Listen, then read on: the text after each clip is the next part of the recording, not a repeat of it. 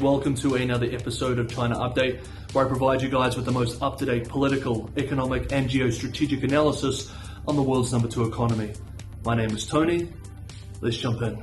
Okay, happy Tuesday everybody. Beijing has announced, right in the middle of its 20th Party Congress, a last-minute delay in the release of greatly anticipated Q3 economic data, including its gross domestic product growth rate, with no explanation for the postponement.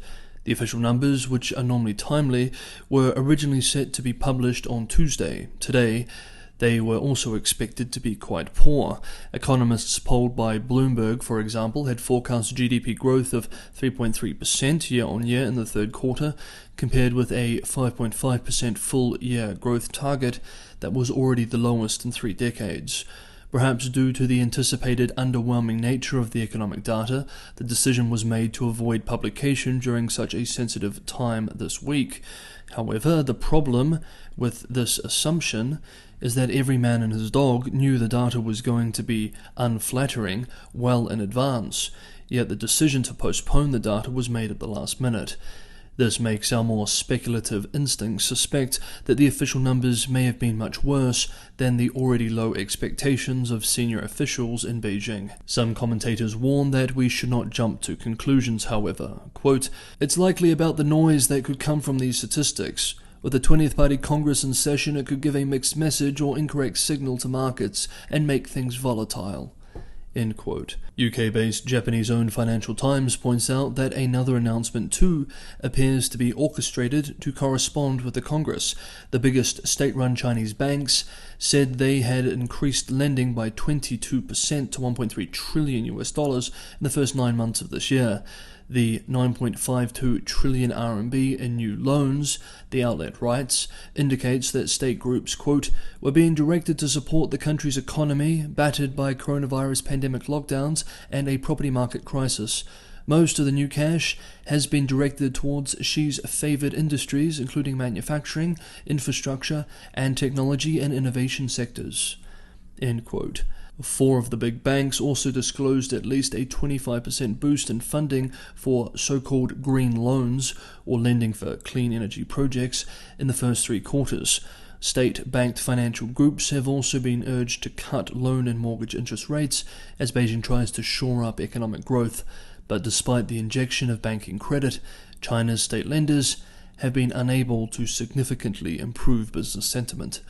Also delayed with this Q3 data was China's home prices for September, which had been scheduled for publication on Wednesday. We look forward to seeing the Q3 data whenever it does end up being published. On Monday, China moved into its second day of the week-long Congress. We now have a lot more analysis from commentators in China and from around the world on the 2-hour speech delivered by the General Secretary on Sunday. One particularly thoughtful comment came from China analyst Bill Bishop, who we have quoted on China Update before in the past. Bishop observes that Xi's speech was a mixture of triumphalism, aspiration, a sense of besiegement, and global ambition. The triumph, he argues, is the long list of what they have accomplished so far. The aspiration is Chinese modernization and the rejuvenation of the Chinese nation. The sense of besiegement can be seen in language like external attempts to blackmail, contain, blockade, and exert maximum pressure on China, among other things.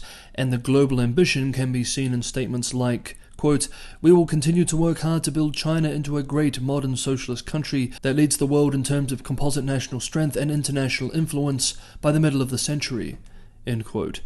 Bishop believes, quote, "Investors looking for cues to the future direction will have to wait. The Party Congress does not enact detailed policies. Those come between now and around the National People's Congress meeting in March 2023. Based on this report, the general direction of travel of economic policies over the last several years looks unlikely to change materially. And while the importance of development is heavily emphasized, so is national security, and so is common prosperity." End quote. Economists at Morgan Stanley yesterday are not as pessimistic, however, saying that the party Congress, quote, reaffirmed that growth remains one of the top priorities, end quote, pointing to the target of a so-called moderately prosperous society by 2035, and they estimate that this will probably correspond to a per capita GDP of $20,000. If that is the case, it will certainly be a bumpy road to get to that economic destination. For day 2 of the Congress, state media published a tidy list of China's overall development objectives for the year 2035. It is worth quickly noting them here. 1. Significantly increase economic strength, scientific and technological capabilities, and national strength. Sustainably grow the per capita GDP to be on par with that of mid-level developed countries. 2. Join the ranks of the world's most innovative countries with great self-reliance and strength in science and technology. 3. Build a modernized economy. Form a new pattern of development, basically achieve new industrialization, informationalization, urbanization, and agricultural modernization. 4. Basically modernize the system and capacity for governance. Improve the system for whole process people's democracy. Build a law-based country, government, and society. 5. Become a leading country in education, science and technology, talent, culture, sports and health. Significantly enhance national soft power. 6. Ensure that the people are leading better and happier lives. Bring per capita disposable income to new heights. Substantially grow the middle income group as a share of the total population. Guarantee equitable access to basic public services. Ensure modern standards of living in rural areas, achieve long-term social stability, and make notable and substantive progress in promoting the people's well-rounded development and prosperity for all. 7. Broadly establish eco-friendly ways of work and life, steadily lower carbon emissions after reaching a peak, fundamentally improve the environment, largely accomplish the goal of building a beautiful China. 8. Comprehensively strengthen the national security system and national security capabilities, achieve basic modernization of national defense and the armed forces. Hey guys, if you liked today's episode of China Update, don't forget to hit the like button, and for anyone who can go the extra mile and help me keep this channel sustainable, if you like what I'm trying to do here with China Update and you'd like to help me continue doing it, Patreon and Buy Me a Coffee links are in the description below. As always, thank you so much everybody for the ongoing support. And finally, and just briefly, in a rather shocking incident which could have global implications for People's Republic of China's soft power efforts, especially in the developed world, British media is reporting that PRC diplomats from the consulate in Manchester, England, destroyed signs on a public property outside of the consulate and then dragged one of the protesters inside the consulate grounds, where he appears to have been beaten. Videos of the incident appear to show that one of the assaulters was the Consul General himself. The incident happened on Sunday afternoon UK time, when about 40 demonstrators gathered outside the consulate protesting Hong Kong-related matters. Greater Manchester Police said in a statement on yesterday, that a, quote, small group of men, end quote, had come out from the Chinese consulate and dragged one of the protesters back into the grounds and assaulted him.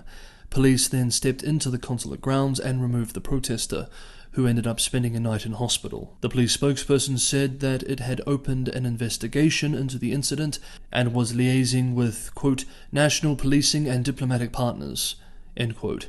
Now, there is not much the UK can do outside of diplomatic measures. The accused attackers likely enjoy diplomatic immunity.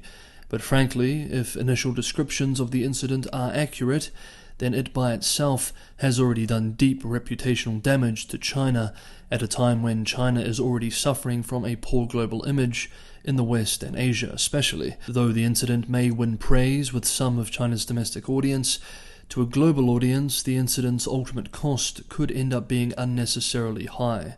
PRC Foreign Ministry spokesperson Wang Wenbin told reporters on Monday in Beijing yesterday that he was not aware of the situation, but that Chinese missions, quote, acted in accordance with international diplomatic agreements, end quote.